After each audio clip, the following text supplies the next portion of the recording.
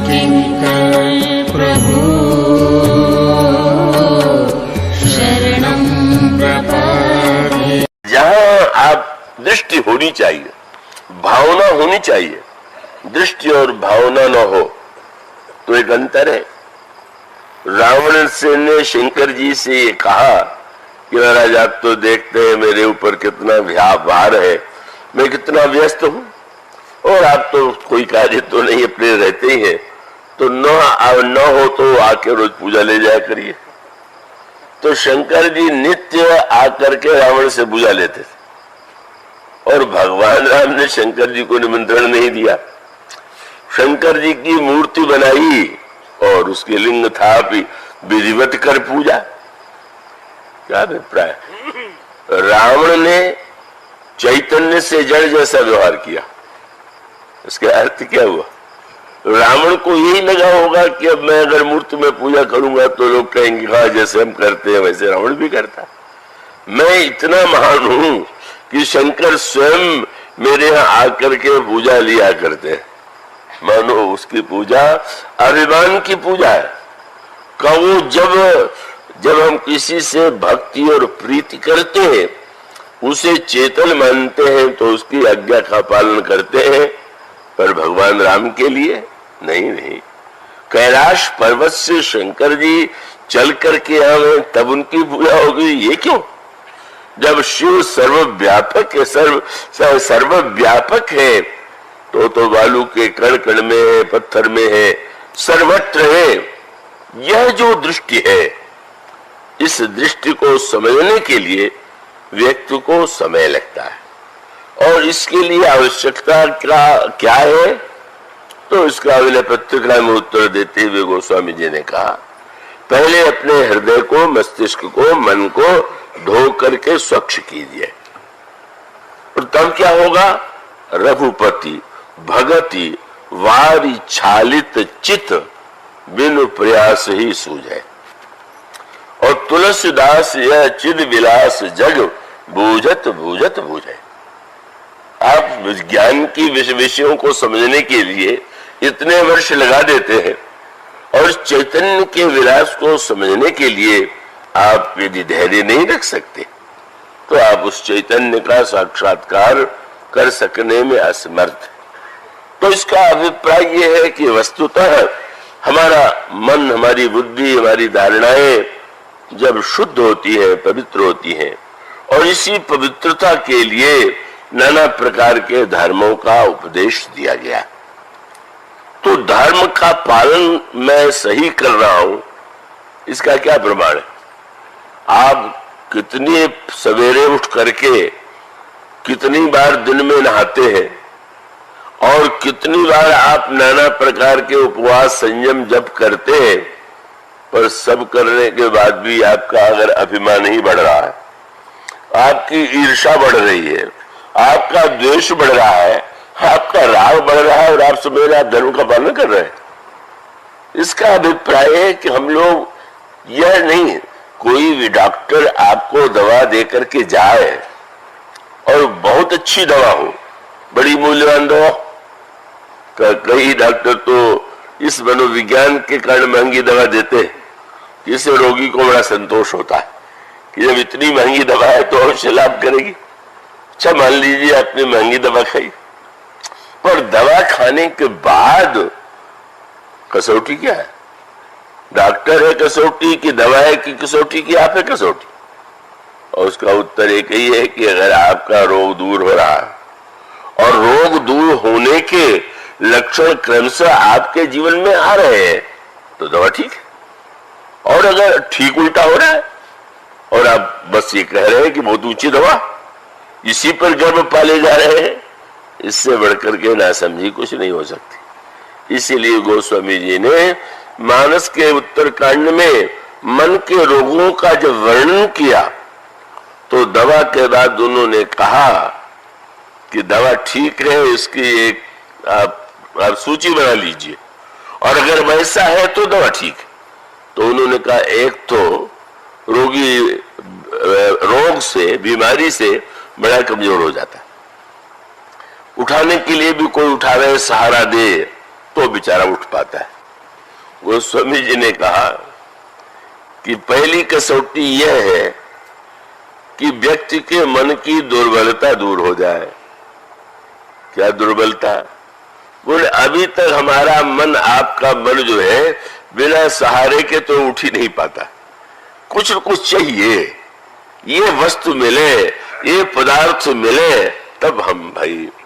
तो समझ लेना चाहिए कि जो बिना सहारे के न उठे वो रोगी, और धीरे धीरे सहारे की आवश्यकता न रह जाए। तो वो स्वामी जी ने उत्तर देते हुए कहा, पहले रोगी को भूख नहीं लगती, फिर बाद में भूख लगने लगती। बिना सहारे के उठ नहीं पाता था, अब वो बिना सहारे के भी उठने लगा। और धीरे धीरे पहले उसको डर लगता था नहाने में, स्नान करने में, अब उसको लगता है कि इस तरह स्नान कर ले। वो स्वामी जी ने कहा यही लक्षण है। क्या? पहले तो उन्होंने कहा कि सदगुरु वैद वचन विश्वासा, संयम यह न विषय के आशा, रघुपति भगति सजीवन मूरी, अनुपान श्रद्धा मति पूरी, सदगुरु वैद्य है, उसके वचनों पर विश्वास, भक्ति की दवा और श्रद्धा के अनुपान में मिला करके जब सेवन करेंगे तो इतने लक्षण दिखाई देंगे। क्या? सुमति क्षुधा बाढ़ई नित नई। वो काहे की भूख लगने लगे, विषयों की भूख नहीं, बुद्धि की भूख लगने लगे।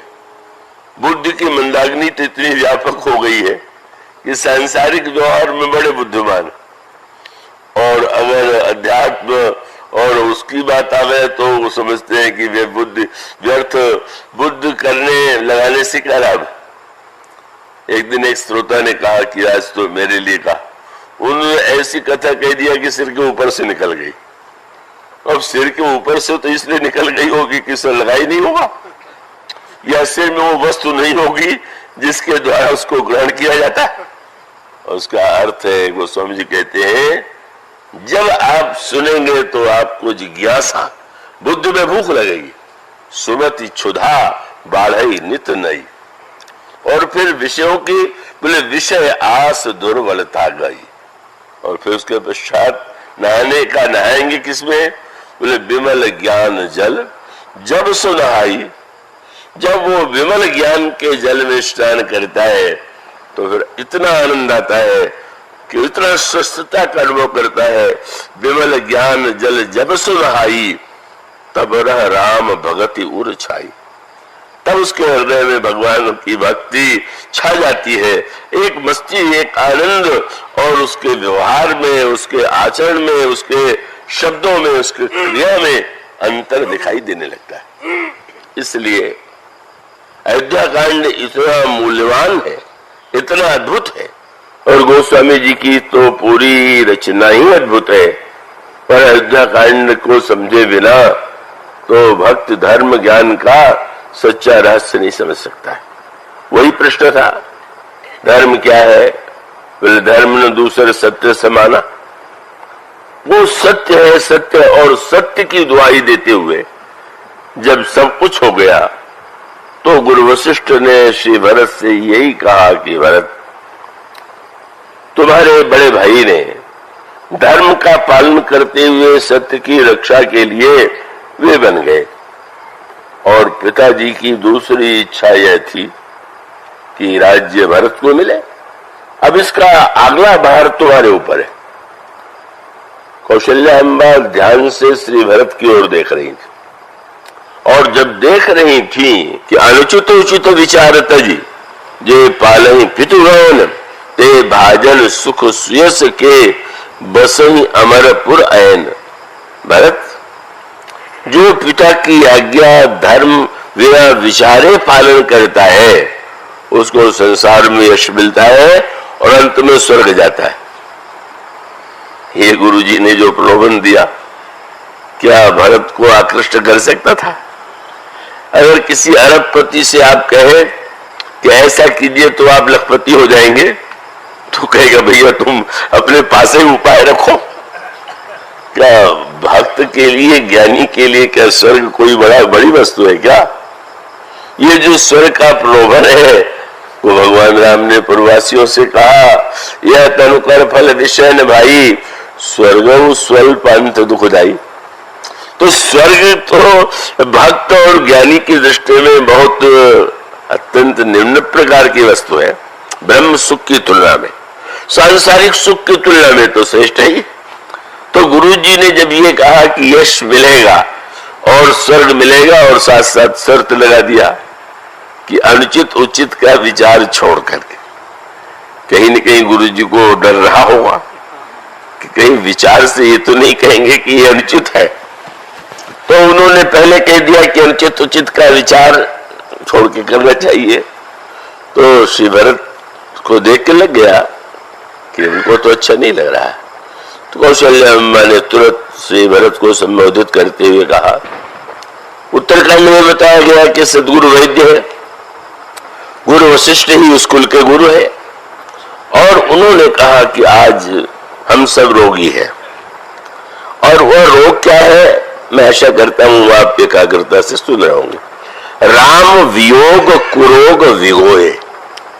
श्री राम के वियोग का भीषण रोग आज सारे अयोध्या में फैला हुआ, और वहां उस रोग का जो कारण है मंथरा, वो दूसरे रोग से ग्रस्त है।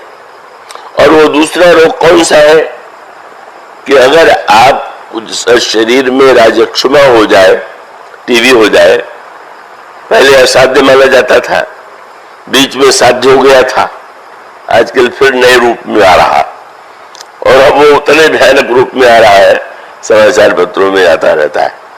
तो राजक्षमा आयुर्वेद में भीषणतम रोगों में माना जाता है। तो स्वामी जी ने कहा कि टीबी से सावधान। उन्होंने कहा कि ये जो राजक्षमा है तपेदिक है, क्या है, पर सुख देख जलन सोई छई। दूसरे के सुख को देख के जलन हो तो समझ लीजिए हो गई टीबी मन की।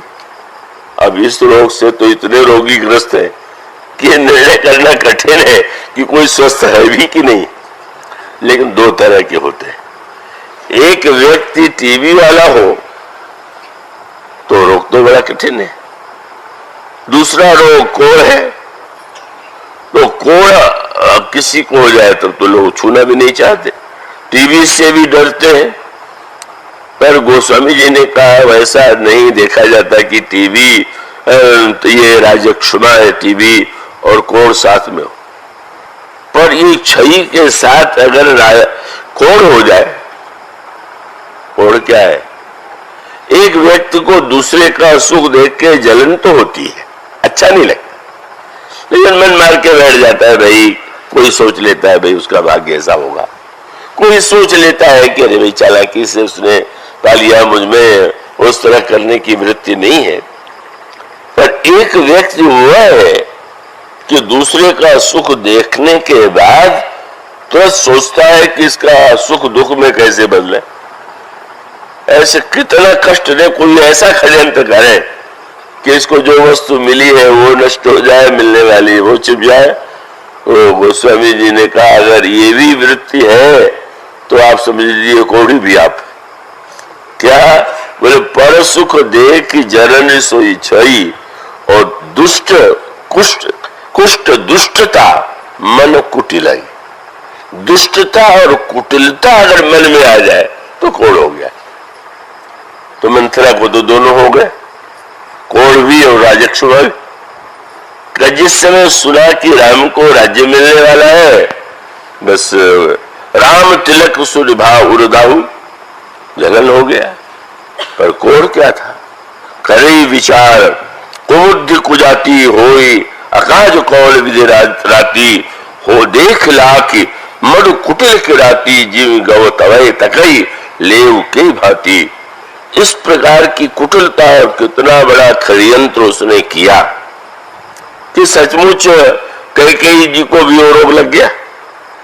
पास में बैठी थोड़ी देर बाद ऐसा भाषण दिया कि सारा रोग बैठ गया।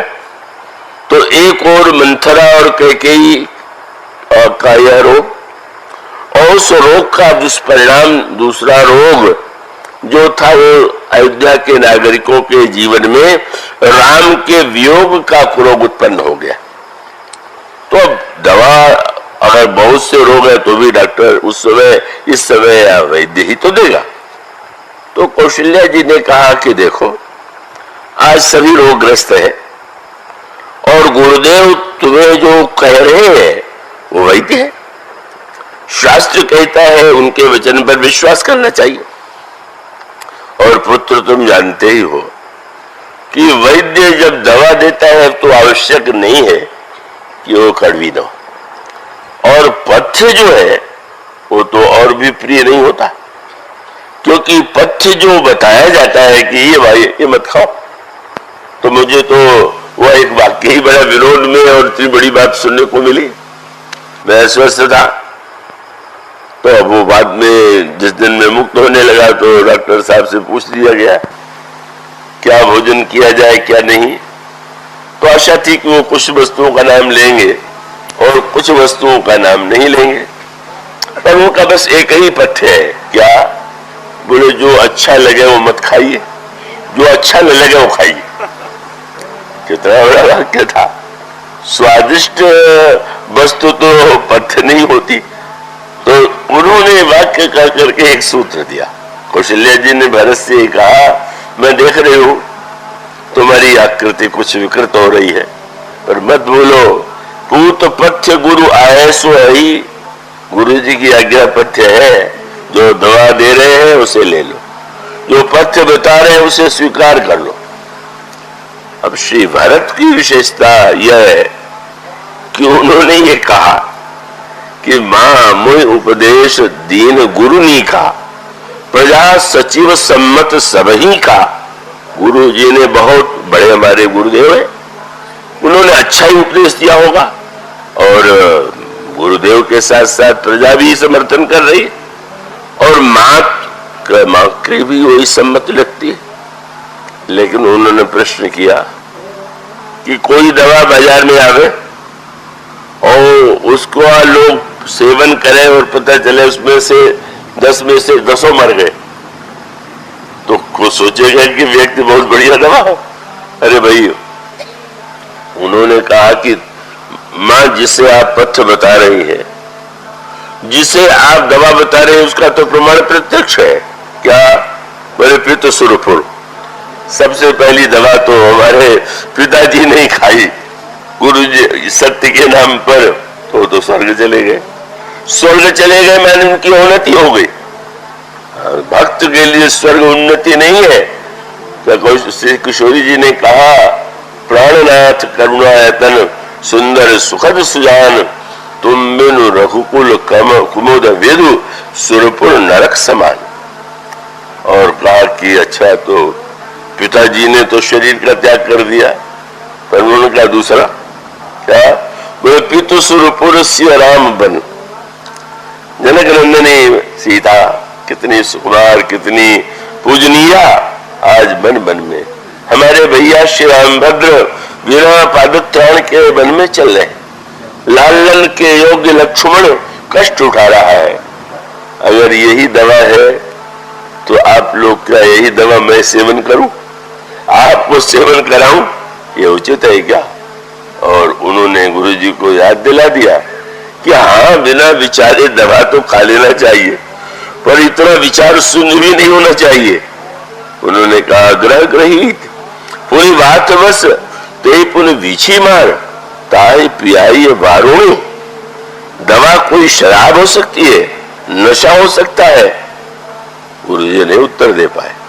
श्री भरत जो बात कहते हैं उसका अभिप्राय उन्होंने कहा आप बहुत अच्छा भाषण दे रहे, पर मैं इतना ही कहूंगा कि तदपि हो तो परितोषण जी के मेरे हृदय में शांत के स्थान पर और भी जलन बढ़ गई और भी रोग बढ़ गया। और इसका अर्थ है कि श्री भरत ने वही सूत्र दिया कि हमारे जीवन से ईश्वर दूर चला गया।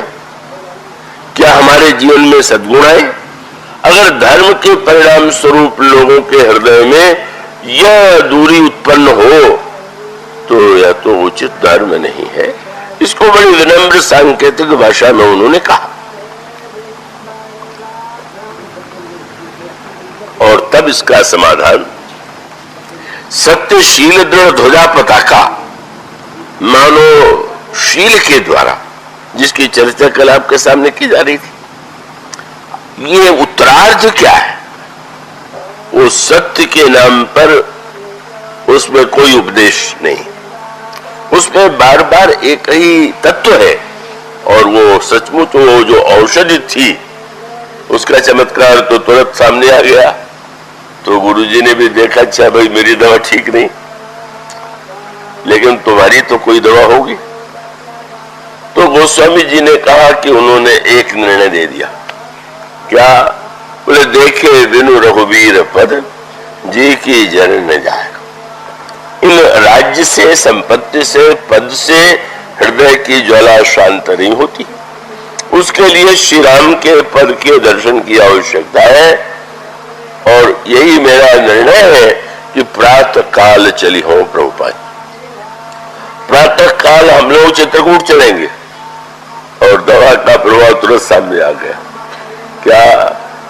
तो जैसे झाड़ फूक करने वाले मंत्र से झाड़ उतार दे, उसी प्रकार से गोस्वामी जी की पंक्ति है, लोग वियोग विषम विष दागे, मंत्र सवीज सुरत जनु जागे। जैसे बीजाक्षर से युक्त चमत्कारी मंत्र जो है, एक वाक्य से ही सब लोगों के मुख से एक ही वाक्य निकल रहा है, अवश्य चलिए बलराम पह भरत मंत्र बल कीन, शोक सिंधु बूढ़त सबई तुम अवलंबन दीन। मानो श्री भरत जो है का उस सत्य को जो जीवन में द्वेष विभीषिका उत्पन्न करे, ईश्वर को दूर बना दे, उनके दृष्टि में धर्म नहीं। धर्म की कसौटी यही है कि हमको ईश्वर से पास ले जा रहा है तो दूर करा। और तब आप देखेंगे क्या उसकी कथा, क्या उसका वर्णन किया जाए। मानो चित्रकूट का जो सारा समाज है, सारा एक नया जो अर्थ मिल रहा है धर्म को, नई व्याख्या मिल रही, और उस नए अर्थ और नई व्याख्या पुराने से बहुत बदली हुई लग रही। और उस बदले हुए दृश्यों में उसको उतना समय ही नहीं है। घड़ी आज पाठोत्सव से कुछ विलंब से भी कथा प्रारंभ हुई।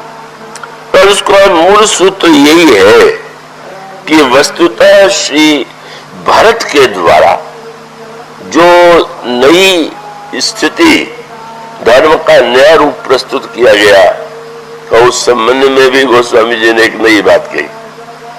गुरु के द्वारा ईश्वर की प्राप्ति होती है, यह तो सारे शास्त्र का वचन है। पर कुछ अनोखा दृश्य बना कि शिष्य को भगवान पहले मिले, गुरु जी को बाद में मिला। भरत जी और श्री राम का मिलन पहले हुआ और गुरु जी और श्री राम का मिलन बाद में हुआ। वैसे कोई भरत तो विनम्र है, लोग नदी के किनारे स्नान कर रहे हैं और श्री भरत जाते हैं। जब श्री भरत तो बस वो भरत शब्द कानों में पड़ते ही भगवान सर्वथा भाव विवल हो जाते हैं।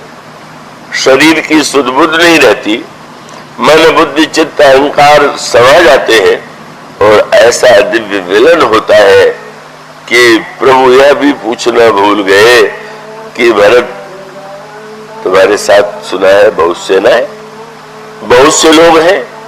श्री भरत भी यह कहना भूल गए कि बहुत से लोग आए हुए।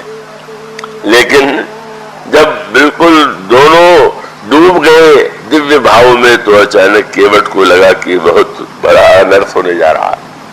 गुरु जी बाहर खड़े रहे कहीं दूर, और भरत से मिलन तो प्रभु को तो बड़ा संकोच हो जाएगा बाद में, और भरत को भी क्रम संकोच नहीं होगा।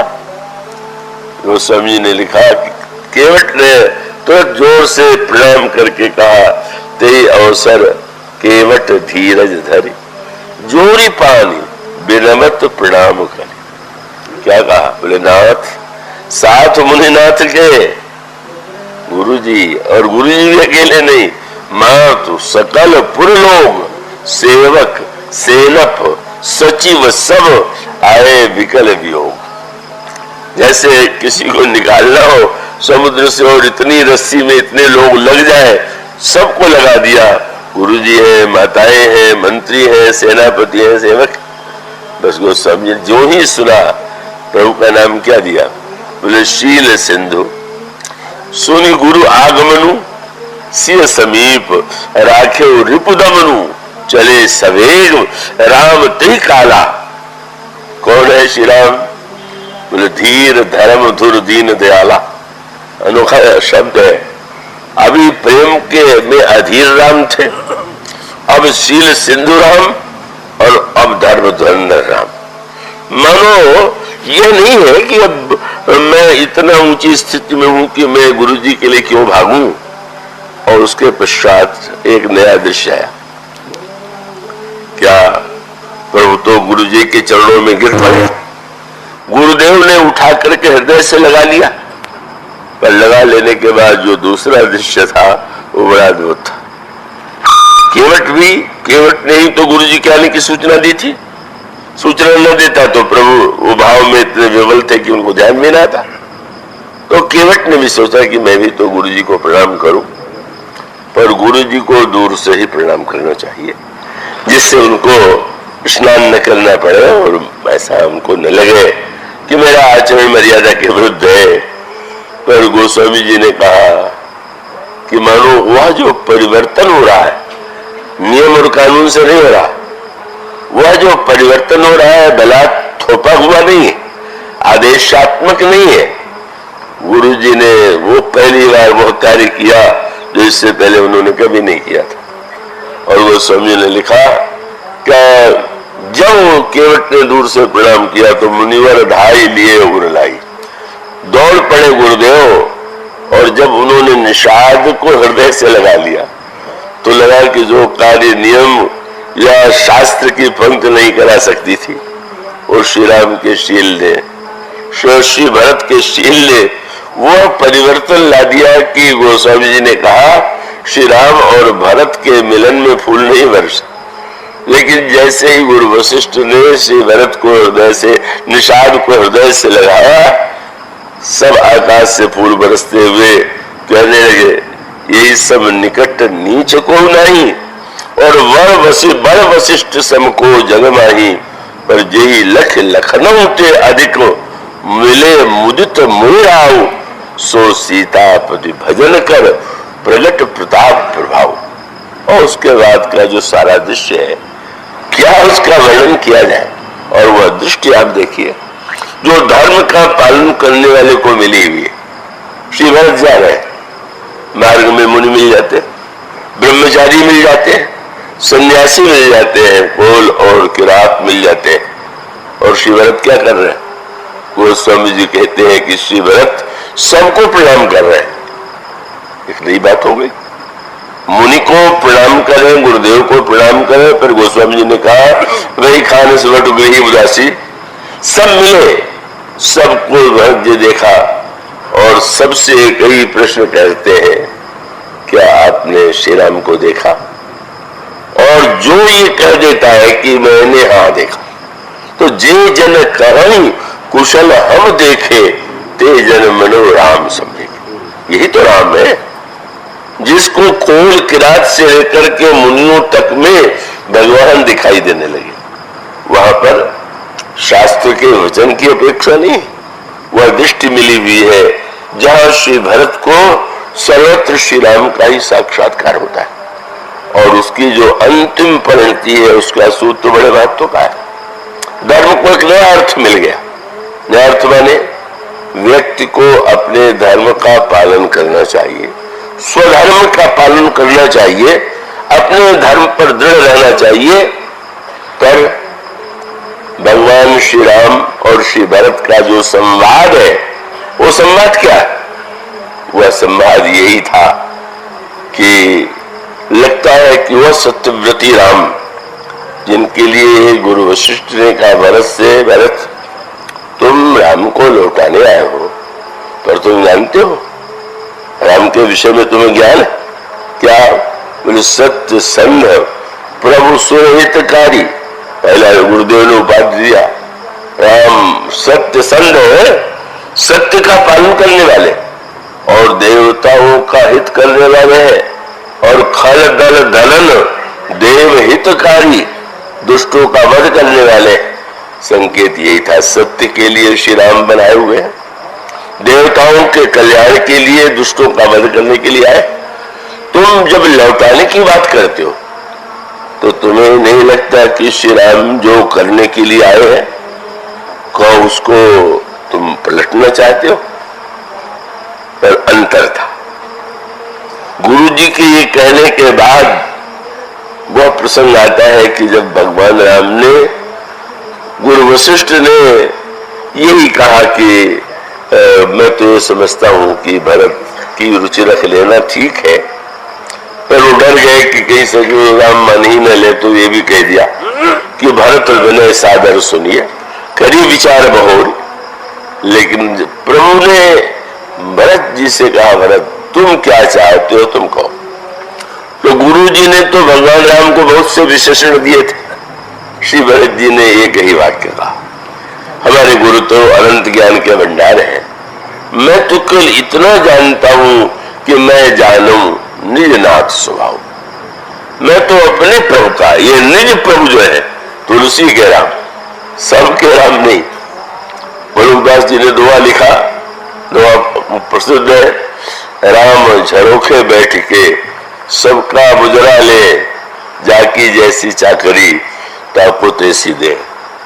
पर ये जो तुलसी के राम है, श्री भरत के राम, ये झरोखे में बैठ के मुजरा भी नहीं लेते, और जिसकी जैसी चाकरी है वैसा देते भी नहीं। अगर ऐसा होता तो कैकेयी को हृदय से लग करके जिस तरह से मनाने लगे, वो क्या जाकी जैसी चाकरी का रूप हो सकता था क्या? इस ऋषि भरत ने तो यही कहा, मैं अपने प्रभु का स्वभाव जानता हूं, और आज तक मैंने यही देखा कि संसार में खेलने वाला जीतना चाहता है, लेकिन हमारे प्रभु जी ऐसे कह दिया। गुरु जी श्री राम को दूर से जानते हो, इन्होंने बोले शिशु पलते परिहरो न संगू, कभी मेरे साथ छोड़ा ही नहीं, और एक ही परिणाम मैंने देखा, मैं प्रभु कृपा रीति जे जो ही हारू खेल जीता वही मोही। श्री राम जो है, हमारे प्रभु जो है, उनका स्वभाव है कि वो हारने वाले को जिताते हैं। एक सस्पेंड में बता दूं, विधानसभा का जब पिछला चुनाव हो रहा था तो संजोग से बरेली में कथा का वहां पर समय चुना गया था। उस समय ये नहीं पता था कि बरेली में मतदान कब होगा, पर बाद में पता चला कि जिस दिन कथा का समापन है उसी दिन मतदान है। तो किसी ने मुझसे कहा कि उस दिन कथा समापन न रखा जाए, एक दिन पहले या एक दिन बाद में रखा जाए। पर मैंने कहा कि नहीं, मेरा आग्रह है कि उसी दिन रखा जाए। आपका आग्रह क्यों है? मैंने कहा मैं ये भी तो देखना चाहता हूं कि हमारे राम के पक्ष में कितना मतदान होता। लोगों को डर था कि जो श्रोता कम हो जाएंगे, तो मैंने कहा अब ठीक है, मैं तो देखूं, और कुछ भगवान की कृपा के लीजिए तो उस दिन सबसे अधिक श्रोता है। और मैंने कहा इससे बढ़ के प्रसन्नता क्या होगी कि श्री राम के पक्ष में इतना प्रबल मतदान हुआ, और जो परस्पर विरोधी मत दे के आए हैं वो भी आए हुए। क्यों?